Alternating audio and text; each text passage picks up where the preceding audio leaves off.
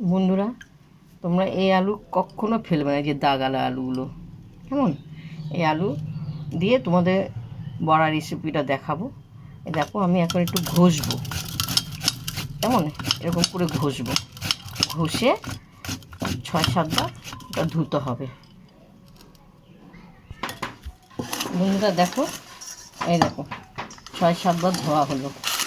দেখতে পাচ্ছ আলুগুলো খুব সুন্দর পরিষ্কার হয়ে আছে। ফেলবে না, তোমরা কখনো ফেলবে না। কেমন? তোমরা এইভাবে বড়া করে খাবে। এই স্বাদ মতো নুন, আদা বাটা, লঙ্কা, ধনেপাতা, হলুদ দিয়ে দিলাম। দেখতে পাচ্ছ?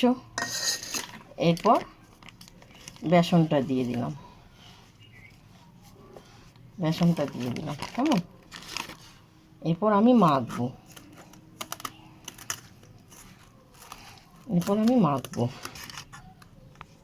মাখাটা পুরো কমপ্লিট।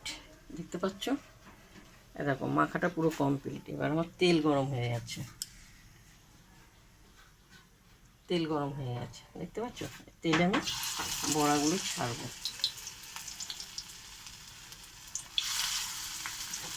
আলু মানে একটু দাগ দাগ হয়ে গেছে।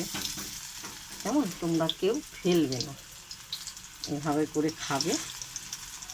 অসাধারণ অসাধারণ। যারা জানে তাদেরকে বলতেই হবে না, আর যারা জানে না তারা এভাবে খাবেন। বুঝতে পেরেছেন? দেখো, আলু ভাজাটা খুব সুন্দর লাল লাল হয়েছে। দেখতে পাচ্ছেন? খুব সুন্দর লাল লাল হয়েছে। দেখতে পাচ্ছ? খুব সুন্দর লাল লাল হয়ে গেছে আলু ভাজাটা।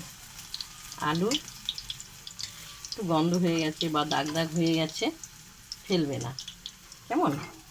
একটুকু ফেলবে না। প্রথম থেকে লাস্ট তোমাদের এই যে আলু ভাজাটা দেখালাম। দেখতে পাচ্ছ? এই যে আলু ভাজাটা দেখতে পাচ্ছ? আলু ভাজা অসাধারণ। তোমাদের যদি ভালো লাগে তোমরা লাইক দিও। কেমন? দেখো, খুব সুন্দর ভাজা হয়েছে,